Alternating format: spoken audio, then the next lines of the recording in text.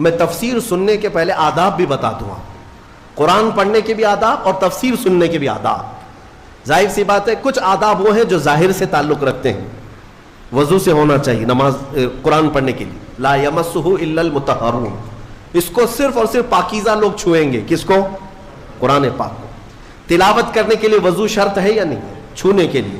جی ہاں دوستو, کیسے ہیں؟ امید ہے جو آپ لوگ اچھے سے ہوں گے, خیریت سے ہوں گے. تو آپ کے لیے ایک میں نیکسٹ ویڈیو لے کر آیا ہوں جو مفتی سلمان اظہری صاحب کا ہے. جی ہاں دوستو, اس ویڈیو میں ہم یہ دیکھنے والے ہیں جو قرآن پاک کی آداب کیا ہے. جی ہاں دوستو, جیسے کہ قرآن پاک کو چھونے کے لیے وضو ہونا ضروری ہے اور وضو کرنے کے لیے غسل ہونا ضروری ہے. جی ہاں دوستو, ایسے ہی ہم یہ سمجھیں گے جو قرآن پاک کو اگر کوئی بھی انسان پڑھنا چاہتا ہے یا چھونا چاہتا ہے اس کا آداب کیا ہے. یہ تو ہو گیا ظاہری آداب. جی ہاں دوستو, اور قرآن پاک کی اور باطنی آداب کیا ہے یہ تو ہم مفتی سلمان اظہری صاحب سے ہی جانیں گے. جی ہاں دوستو, جو قرآن پاک کو چھونے کے لیے ظاہری آداب تو ہمیں معلوم ہے, لیکن باطنی آداب کیا ہے. تو آئیے ہم سب سے پہلے مفتی سلمان اظہری صاحب سے ہم یہ جانتے ہیں جو قرآن پاک کو چھونے کے لیے باطنی آداب کس کو کہتے ہیں.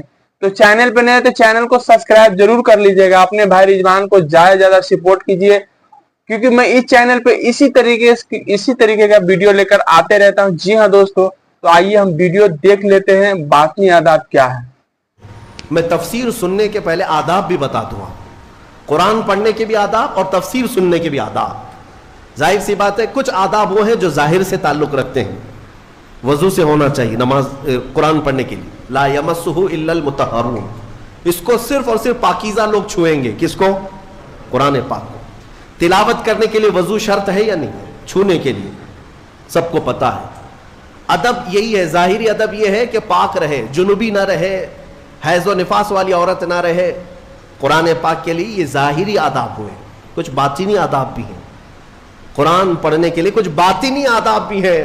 تم 10 بار نہا لو, 10 بار وضو کر لو, قرآن کو ظاہری آداب کے اعتبار سے چھو تو سکتے ہو. باطنی آداب میں سب سے پہلی شرط یہ ہے قرآن پڑھنا ہو یا سننا ہو تو عشق مصطفیٰ ہونا چاہیے.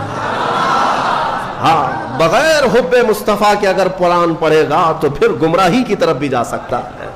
قرآن تو قرآن ہے. حدیث رسول کے بارے میں کہا گیا, بخاری شریف کے بارے میں, کہ بے عشق مصطفیٰ پڑھتے ہیں جو بخاری. سنا ہے نا آپ نے؟ بے عشق مصطفیٰ جو پڑھتے ہیں بخاری. آتا ہے بخار, ان کو آتی نہیں بخاری. بخار آ جائے گا لیکن بخاری نہیں آئی. جب بخاری کے لیے عشق مصطفیٰ ضروری ہے تو پھر قرآن کے لیے کتنا ہے. اس لیے سب سے پہلی چیز میں آپ کو یہ بتا دوں, قرآن پڑھنا ہے یا سننا ہے, عشق مصطفیٰ شرط ہے. شرط ہے. محمد کی محبت دین حق کی شرط اول ہے. اسی میں ہو اگر خامی تو سب کچھ نامکمل ہے. قرآن کی ایک آیت سنا ہوگا نا آپ نے, لقد جاءکم من اللہ نور, قد جاءکم من اللہ نور و کتاب مبین. مشہور آیت ہے. اللہ فرماتا ہے بے شک اللہ کی طرف سے ایک روشن کتاب. قد جاءکم من اللہ نور و کتاب مبین. بے شک اللہ کی طرف سے ایک نور آیا اور ایک روشن کتاب. ایک نور آیا اور ایک روشن کتاب. توجہ چاہتا ہوں, کیا چیزیں آئی اللہ کی طرف سے؟ ایک نور آیا اور ایک روشن کتاب. نور کون ہے سنیوں کو سمجھانے کی ضرورت نہیں. دوسرے لوگ تعویل کرتے ہیں نور سے مراد وہ ہے, نور سے مراد یہ ہے. ہم تو کہتے ہیں صبح طیبہ میں بٹتا باڑا, صدقہ لینے نور کا آیا ہے تارا. ارے ہمارا مزاج تو یہ ہے, بریلی کے امام نے ہمیں یہ سمجھایا ہے, وہی تو جوبن ٹپک رہا ہے, وہی تو جوبن ٹپک رہا ہے, وہی تو اب تک چھلک رہا ہے. نہانے میں جو گرا تھا پانی کٹورے تاروں نے بھر لیے تھے. یعنی یہ ستاروں کی جو چمک ہے نا, تم کیا سمجھتے ہو؟ سائنٹیفک اعتبار سے کہتے ہیں کہ سورج کی روشنی کھینچ کر رات کو تارے چمکتے ہیں. ہم نے سوال کیا پھر سورج کس کی روشنی کھینچتا ہے؟ سورج کس کی روشنی کھینچتا ہے؟ وہ روشنی سمجھنے کے لیے بریلی کے امام کی زبان میں پڑھنا پڑے گا. سورج ہو کہ چاند ہو, اعلیٰ حضرت فرماتے ہیں کہ اتار کر ان کے رخ کا صدقہ, اتار کر ان کے رخ کا صدقہ, وہ بٹ رہا تھا نور کا باڑا. اچھل اچھل کر جبی, یہ چاند و سورج اچھل اچھل کر جبی کی خیرات مانگتے تھے. معراج کی شب میں چاند سورج اچھل اچھل کر جبیں کی خیرات مانگتے تھے کہ اللہ یہ تیرے حبیب کا جو اترن ہے نہانے میں جو گرا ہے اور پیشانی مبارکہ سے جو پانی ٹپکا ہے، چاند کہتا ہے وہ میری جھولی میں دے دیا جائے اور سورج کہتا ہے میری جھولی میں دے دیا جائے۔ جو بات میں عرض کر رہا ہوں وہ یہ ہے کہ قرآن میں اللہ نے کیا فرمایا، بے شک اللہ کی طرف سے تمہارے پاس کیا آیا، ایک نور آیا اور دوسرے روشن کتاب۔ جس کو ہم نے آج پڑھا وہ روشن کتاب، تراویح میں جو پڑھا وہ کون سی کتاب ہے، روشن کتاب۔ روشن ہی ہے حقیقت میں، جو پڑھتا ہے وہ بھی روشن ہوتا۔ روشن کتاب آئی اور ایک نور آیا، دونوں کا کیا کمبینیشن ہے، دونوں کا کیا تعلق ہے؟ اللہ کی طرف سے ایک نور آیا اور ایک روشن کتاب۔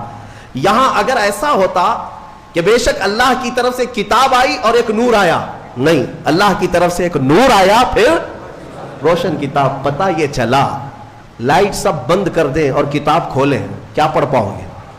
پڑھ پاؤ گے؟ ساری لائٹ میں بند کرتا ہوں اور تمہارے سامنے کتاب رکھتا ہوں، پڑھو، کچھ نہیں پڑھ پاؤ گے۔ ادھر سے ادھر انگلیاں پھیر سکتے ہو، پڑھنے کے لیے روشنی ہونا یہ ضروری ہے، بغیر روشنی کے کتاب نہیں پڑھی جا سکتی۔ اسی لیے آیت میں اللہ نے فرمایا بے شک اللہ کی طرف سے پہلے کیا آیا، نور آیا، پھر کیا آئی، روشن کتاب۔ اب اس روشن کتاب کے لیے یہ کرنٹ والی لائٹ نہیں، نور مصطفیٰ کی روشنی ضروری ہے۔ جب نور مصطفیٰ میں پڑھو گے تو اس کتاب سے ہدایت بھی پاؤ گے۔ الحمدللہ اہل سنت و جماعت کے حصے میں وہ ہدایت آئی کہ ہم عشق مصطفیٰ کی زبان میں قرآن پڑھتے ہیں۔ الحمدللہ آج بہت ساری باتیں تھی لیکن ایک آیت کی طرف میں لے جاتا ہوں۔ کچھ لوگوں کو قرآن سے ایسی ایسی چیزیں نکالنے کی عادت ہے کہ کہیں حضور کی شان میں کچھ کمی نظر آ جائے، کہ حضور پاک صلی اللہ علیہ وسلم کو یہ نہیں تھا، وہ نہیں تھا، ان کو وہی چیزیں ملتی ہیں، حالانکہ قرآن کا مفہوم وہ نہیں ہے، سمجھ کا ان کے قصور ہے، عربی سے نابلد ہے، ناآشنا ہے، کچھ بھی اٹکل پچھو مار کے ترجمے میں گمراہ ہو جاتے ہیں۔ لیکن قرآن نے آداب سکھائے، توجہ چاہتا ہوں۔ آج ہم نے ایک آیت پڑھی ہے سورہ بقرہ میں، اللہ تعالیٰ فرماتا ہے یا ایھا الذین آمنوا لا تقولوا راعنا وقولوا انظرنا واسمعوا وللکافرین عذاب علیم۔ اے ایمان والو راعنا مت کہو، راعنا مت کہو۔ کیا مطلب ہے اس کا؟ تھوڑا سا عربی میں سمجھا دوں۔ ہوتا یہ تھا کہ رسول پاک صلی اللہ علیہ وسلم جب مجلس میں صحابہ کو درس دیتے، کوئی بات اگر کسی صحابی کو سمجھ میں نہ آتی تو وہ یوں کہتے راعینا یا رسول اللہ۔ آپ کہتے نا پارڈن می، پارڈن می ایک ٹیچر کو کہا جاتا ہے کہ دوبارہ ارشاد، دوبارہ ارشاد۔ کیوں؟ کہ آپ دوبارہ بیان فرمائیں تاکہ میں اور سمجھ سکوں۔ تو صحابہ کیا کہتے تھے، راعینا یا رسول اللہ، اے اللہ، اے رسول اللہ ہماری رعایت کر دیجئے تھوڑی سی، یعنی ہم جلد نہیں سمجھ پائے، اور ایک بار بیان کر دیجئے۔ لیکن اسی زمانے میں راعینا صحابہ کس نیت سے کہتے تھے، اے اللہ کے رسول ہماری رعایت کیجیے۔ اسی زمانے میں یہودیوں کی زبان میں راعینا کا ترجمہ غلط تھا۔ راعینا کا مطلب ہوتا تھا ہمارا چرواہا، ہمارا چرواہا۔ تو ہوتا یہ تھا کہ صحابہ کہتے تھے راعینا یا رسول اللہ ہماری رعایت کر دیجئے اے اللہ کے رسول۔ یہودی جو سنتے تھے تو مذاق اڑاتے تھے، دیکھو مسلمانوں کو اپنے ہی نبی کو اپنا چرواہا کہتے ہیں، اپنے ہی نبی کو اپنا چرواہا کہتے ہیں۔ وہ ٹھٹا مار کر کے ہنستے تھے، مذاق اڑاتے تھے۔ لیکن مجھے بتاؤ میرے عزیزو، کسی صحابی کے دل میں یہ نیت تھی، ان کے خواب و خیال میں بھی یہ گمان نہیں کہ ہم حضور کے بارے میں ایسا سوچیں، لیکن وہ اپنی زبان میں کہہ رہے تھے۔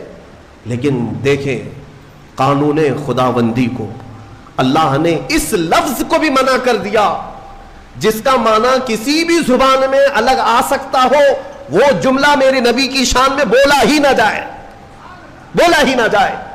اور عام لوگوں کو نہیں، امت میں اگر سب سے اچھے لوگ کوئی تھے تو رسول کے صحابہ تھے۔ ان کو اللہ نے تنبیہ کرتے ہوئے فرمایا اے ایمان والو آج کے بعد سے راعینا نہ کہو۔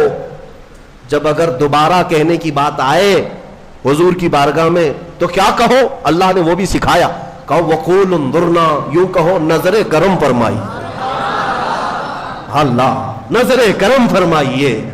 ایسا لفظ استعمال کرو نبی کی بارگاہ میں جس کا کوئی بھی کوڑھی دوسرا ترجمہ کر بھی نہ سکے۔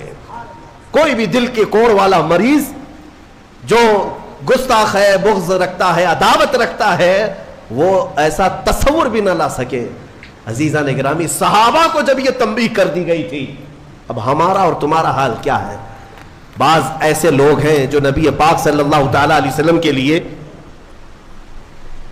حضور پاک صلی اللہ تعالیٰ علیہ وسلم کے لیے الفاظ کی ہیرا پھیری کے ساتھ وہ شان رسالت میں تنقیص کرنے کو اور گستاخی کرنے کو یہ سمجھتے ہیں کہ ہم بہت پڑھے لکھے لوگ ہیں, ہم بہت ایجوکیٹڈ لوگ. صحابہ کو جب یہ تنبیہ کر دی گئی کہ آپ رائنا نہیں کہیں گے آج کے بعد, اور اتنا ہی نہیں بلکہ آگے یہ بھی تنبیہ کر دیا رب تعالیٰ نے, وَقُولُوا انظُرْنَا وَاسْمَعُوا, یہ کہنے کی ضرورت بھی کیوں آئے گی؟ غور سے سنا کرو. جب نبی بیان کرے تو غور سے سنا کرو. صحابہ کو اتنی تنبیہ ہے. دوسری آیتیں ہیں سورہ حجرات کی, وہ پڑھیں گے تو اش کر جائیں آپ. مولا فرماتا ہے لا ترفعوا اصواتکم فوق صوت النبی, تم میں سے کوئی بلند آواز سے نبی کی بارگاہ میں بات بھی نہ کرے. صحابہ کو کہا گیا. یہ بھی آیت کس کے لیے اتری تھی؟ ایک صحابی تھے جن کو سنائی کم دیتا تھا, حضرت قیس. کم سنائی جس کو دیتا ہے نا وہ بلند آواز سے بات کرتا ہے. تجربہ معلوم ہوگا آپ کو, جس کو کم سنائی دیتا ہے وہ اونچا بولتا ہے. اس صحابی کی عادت تھی, وہ زور سے کہتے تھے یا رسول اللہ آپ نے کیا کہا؟ مولا کو یہ بھی پسند نہیں تھا. عتاب نازل فرمایا کہ اگر تم نے بلند آواز سے بات کی میرے نبی کے دربار میں, جتنے اعمال تھے اب کے سب ضائع ہو گئے, سب ختم ہو گئے. ان تحبط اعمالکم وانتم لا تشعرون, تمہیں گمان بھی نہیں ہوگا, تمہیں پتہ بھی نہیں چلے گا, سارے اعمال ضائع کر دیے جائیں گے. اور ایک ادب میں بتاؤں, میرے گھر میں اگر میں آرام کر رہا ہوں, آپ آئیں گے بلانے کے لیے, کیا کریں گے؟ گھر کے باہر سے آپ بیل ہوگی بجائیں گے, دروازے کو دستک دیں گے, یا میرے نام سے پکاریں گے, ہے کیا اندر, سو رہے ہیں, کیا کر رہے ہیں, پکاریں گے نا. یہی تو ہے طریقے, یہی ہے پکارنے کے. لیکن بارگاہ رسول کے آداب بھی قرآن میں آئے. صحابہ جب گھر پر جائیں رسول کے, کیا کریں؟ وہ اللہ کے رسول کے گھر کے باہر جانا ہو, دستک دیں, پکاریں, کیا کریں؟ اللہ تعالیٰ فرماتا ہے ان الذین ینادونک من وراء الحجرات اکثرهم لا یعقلون. اللہ رب فرماتا ہے وہ لوگ بے شک جو نبی کے حجرے کے باہر کھڑے ہو کر کے نبی کو پکارتے ہیں, ان میں سے اکثر لوگ عقل والے نہیں ہیں. جو پکارتے ہیں اس میں اکثر لوگ عقل والے نہیں ہیں. ارے اندر والے کو بلانے کے لیے کیا کہنا پڑے گا, کیا کہنا پڑے گا؟ پکارنا تو یہ ہے. لیکن مولا فرما رہا ہے وہ عقل والے لوگ نہیں ہیں جو حجرے کے باہر کھڑے ہو کر کے حضور کو پکار رہے ہیں. تو پھر کیا ہے؟ قرآن سکھاتا ہے وَلَوْ أَنَّهُمْ صَبَرُوا حَتَّى تَخْرُجَ إِلَيْهِمْ لَكَانَ خَيْرًا لَهُمْ. رب فرماتا ہے ادب یہ ہے, لوگوں کو چاہیے کہ وہ دروازے کے باہر جا کر خاموش کھڑے رہے, میرا رسول خود باہر ہے. ارے نادانوں پوچھو, رسول دروازے بند اندر بیٹھ کر باہر کون کھڑا ہے کیسے جانتے ہیں؟ یہی عقیدہ بریلی کے امام نے ہمیں دیا. اور کوئی غیب کیا تم سے نہاں ہو بھلا, جب نہ خدا ہی چھپا.